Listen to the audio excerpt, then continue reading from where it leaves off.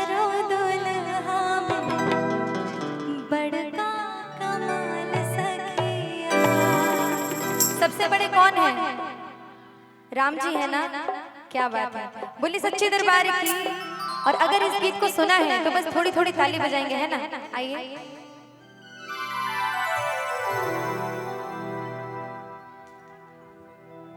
और कहेंगे कैसे?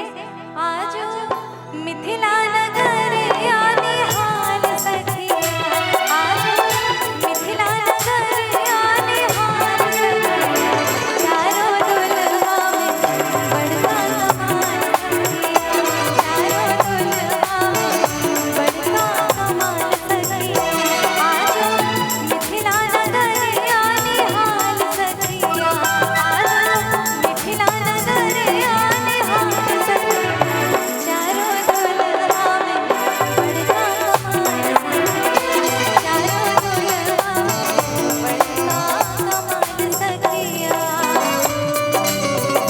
क्या बात है, थोड़ी थोड़ी ताली। क्या बात है, जय हो।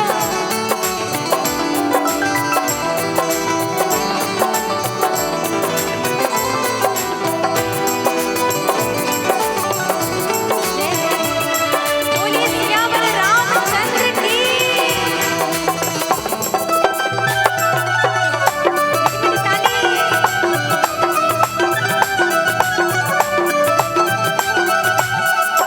और शिशुमणि मोरया कुंडल सोहे कनवा,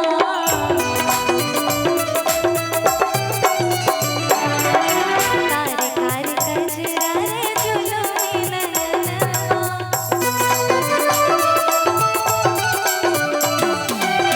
शिशुमणि मोरया कुंडल सोहे कनवा, कारी कारी कजरा रे जुलमी नयनवा।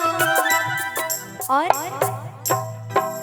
कि लाल चंदन सोहेन के भाव सखिया, लाल चंदन सोहेन के भाव सखिया, चारों दुल्हा में बड़का कमाल सखिया। और सारे लोग मीठी मीठी ताली बजाएंगे जितने इधर से सुना है गीत को। और क्या? चारों दुल्हा में बड़का कमाल सखिया, चारों दुल्हा में बड़का कमाल सखिया, कि लाल चंदन सोहेन के भाव सखिया, लाल चंदन सोहेन के भाव सखिया, चारों दुल्हा में बड़का कमाल सखिया, चारों दुल्हा में बड़का कमाल सखिया।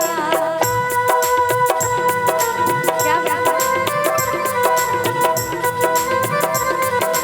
जय हो।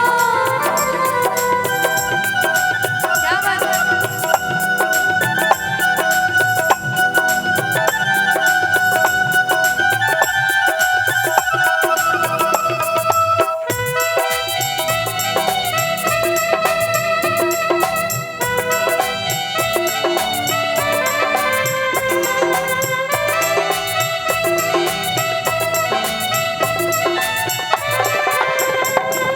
क्या बात है?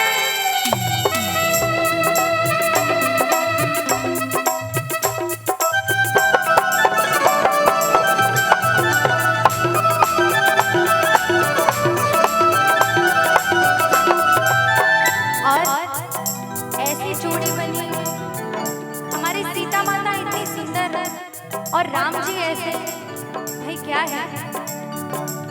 श्यामल श्यामल गोरे गोरे